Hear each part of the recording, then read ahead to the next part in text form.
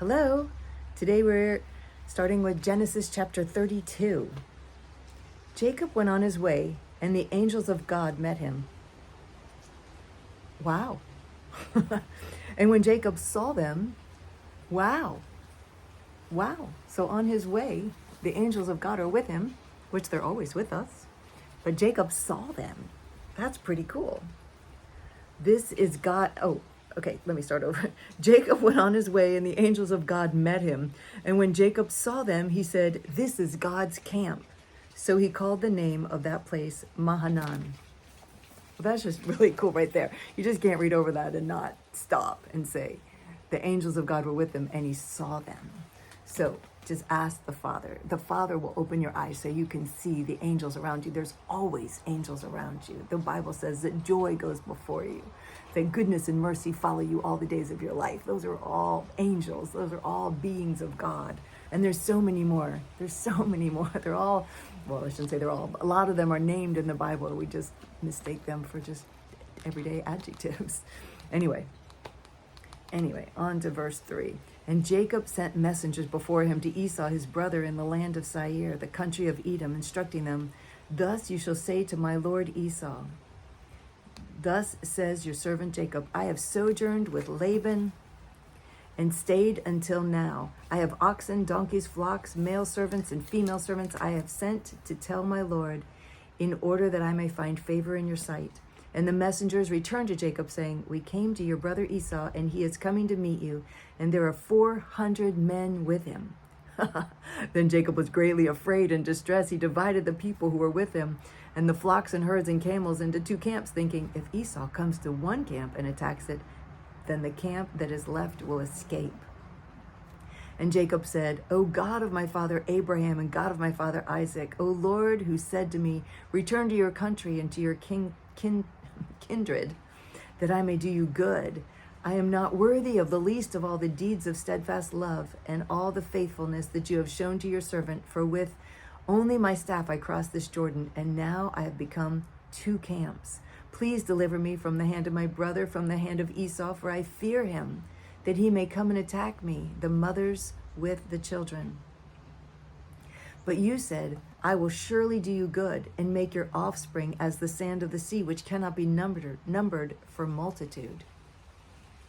So he stayed there that night, and from what he had with him, he took a present for his brother Esau, 200 female goats, 20 male goats, 200 ewes and 20 rams, 30 milking camels and their calves, 40 cows and 10 bulls, 20 female donkeys and 10 male donkeys. These he handed over to his servants, every drove by itself, and said to his servants, "Pass on ahead of me, and put a space between drove and drove." He instructed the first, "When Esau my brother meets you and asks you, 'To whom do you belong? Where are you going? And whose are these ahead of you?' Then you shall say, 'They belong to your servant Jacob. They are a present sent to my lord Esau, and moreover, he is behind us.'" He likewise instructed the second and third and all who followed the droves. "You shall say the same thing to Esau when you find him. And you shall say, moreover, your servant Jacob is behind us. For he thought, I may appease him with the present that goes ahead of me, and afterward I shall see his face. Perhaps he will accept me." So the present passed on ahead of him, and he himself stayed that night in the camp. The same night he arose and took 2 wives, his 2 female servants, and his 11 children, and crossed the ford of the Jabbok. He took them and sent them across the stream and everything else that he had. And Jacob was left alone. And a man wrestled with him until the breaking of the day.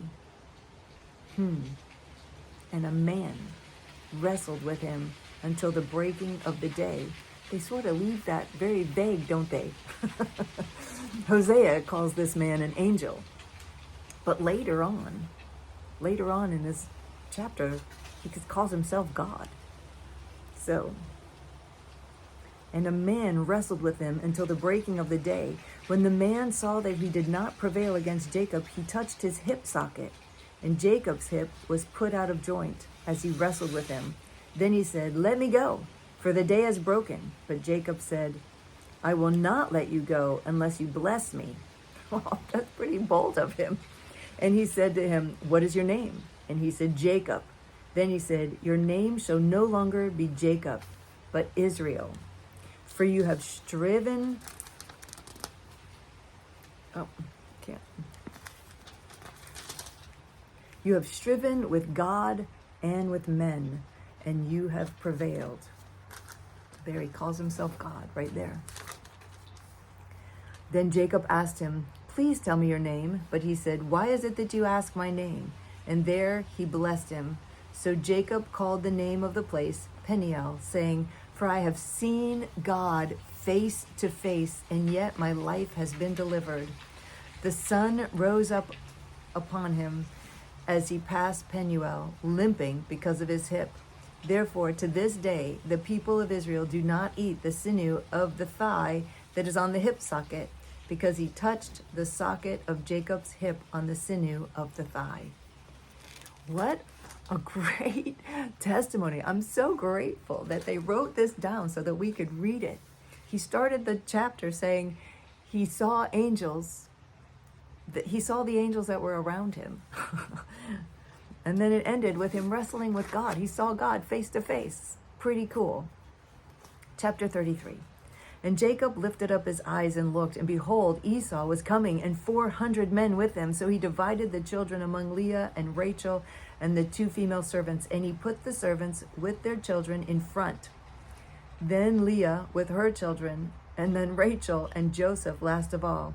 He himself went on before them, bowing himself to the ground 7 times, until he came near to his brother. But Esau ran to meet him and embraced him and fell on his neck and kissed him, and they wept. And when Esau lifted up his eyes and saw the women and children, he said, "Who are these with you?" Jacob said, "The children whom God has graciously given your servant." Then the servants drew near, they and their children, and bowed down. Leah likewise and her children drew near and bowed down. And last, Joseph and Rachel drew near, and they bowed down. Esau said, "What do you mean by all this company that I met?" Jacob answered, "To find favor in the sight of my Lord." But Esau said, "I have enough, my brother. Keep what you have for yourself." Jacob said, "No, please. If I have found favor in your sight, then accept my present from my hand. For I have seen your face, which is like seeing the face of God, and you have accepted me. Please accept my blessing that is brought to you, because God has dealt graciously with me, and because I have enough." Thus he urged him, and he took it. Then Esau said, "Let us journey on our way, and I will go ahead of you." But Jacob said to him, "My Lord knows that the children are frail, and that the nursing flocks and herds are a care to me. If they are driven hard for one day, all the flocks will die. Let my Lord pass on ahead of his servant, and I will lead on slowly at the pace of the livestock that are ahead of me, and at the pace of the children, until I come to my Lord in Seir." So Esau said, "Let me leave with you some of the people who are with me." But he said, "What need is there? Let me find favor in the sight of my Lord." So Esau returned that day on his way to Seir. But Jacob journeyed to Succoth, and built himself a house, and made booths for his livestock. Therefore the name of the place is called Succoth,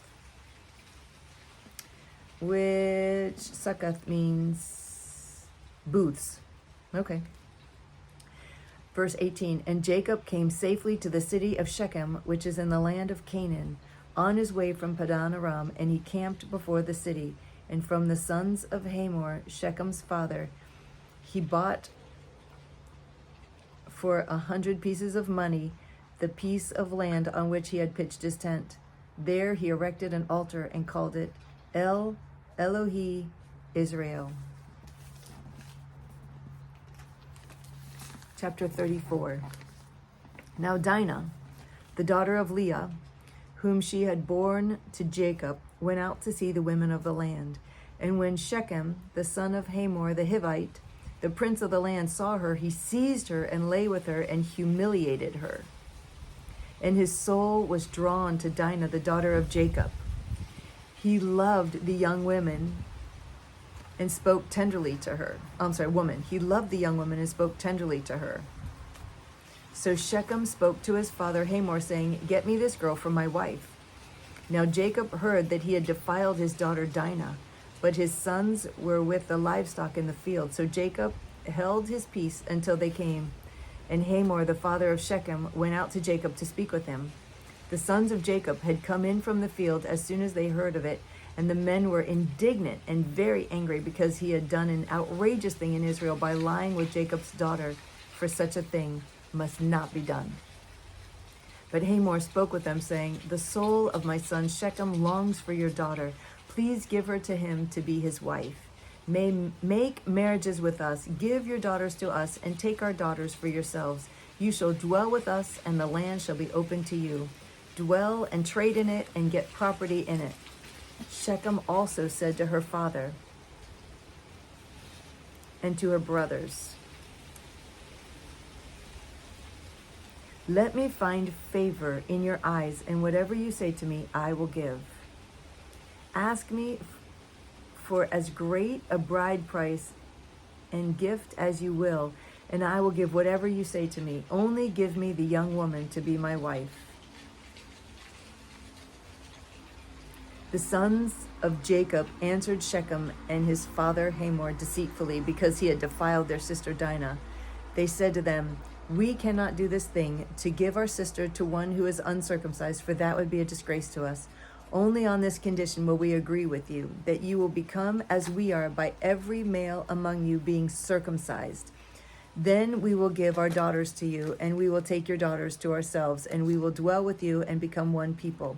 But if you will not listen to us and be circumcised, then we will take our daughter, and we will be gone."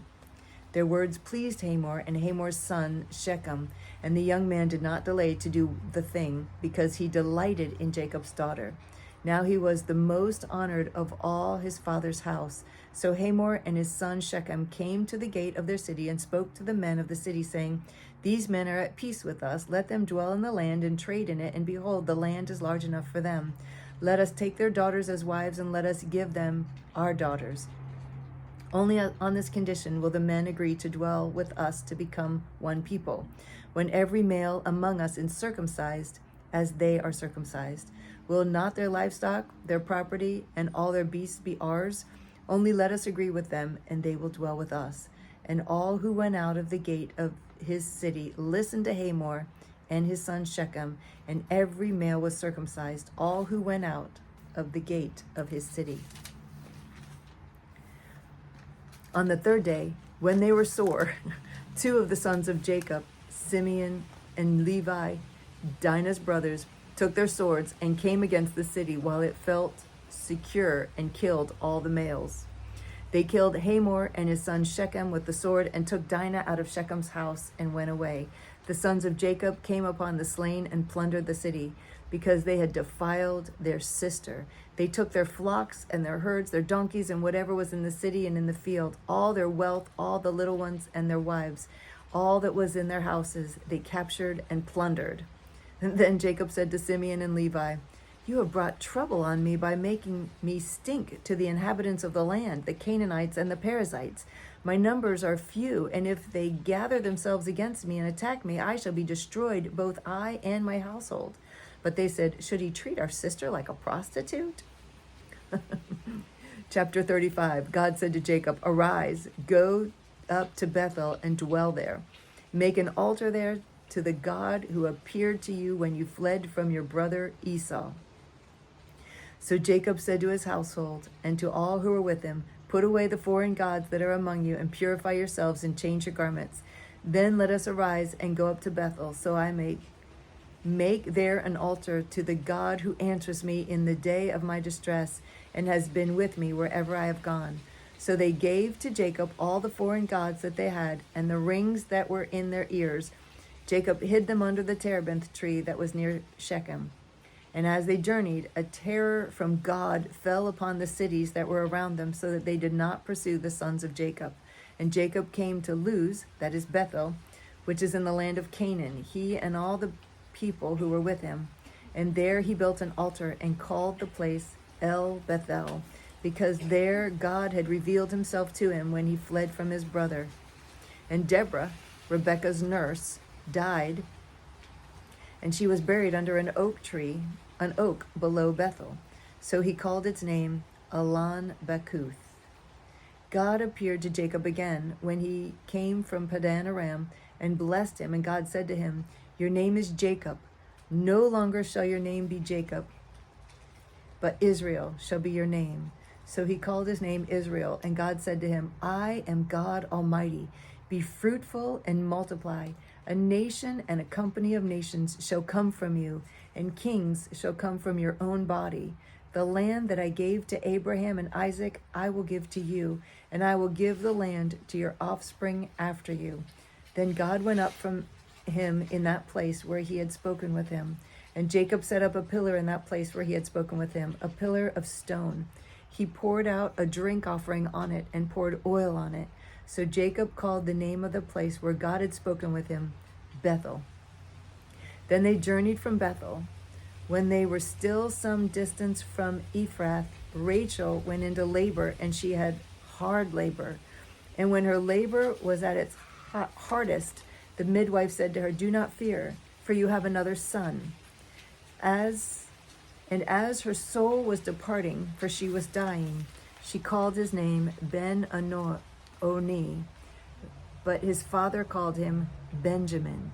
So Rachel died, and she was buried on the way to Ephrath, that is Bethlehem.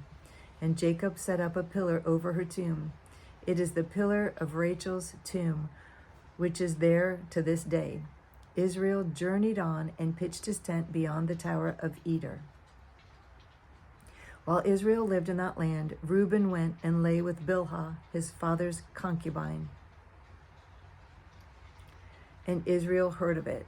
Now the sons of Jacob were 12. The sons of Leah, Reuben, Jacob's firstborn, Simeon, Levi, Judah, Issachar, and Zebulun. The sons of Rachel, Joseph, and Benjamin. The sons of Bilhah, Rachel's servant, Dan and Naphtali. The sons of Zilpah, Leah's servant, Gad and Asher. These were the sons of Jacob, who were born to him in Padan Aram. And then it interjects 1 Chronicles 2:1-2, and it just names the sons of Israel again. And then it continues with Genesis 35. And Jacob came to his father Isaac at Mamre, or Kiriath Arba, that is Hebron, where Abraham and Isaac had sojourned. Now the days of Isaac were 180 years, and Isaac breathed his last, and he died and was gathered to his people, old and full of days. And his sons Esau and Jacob buried him.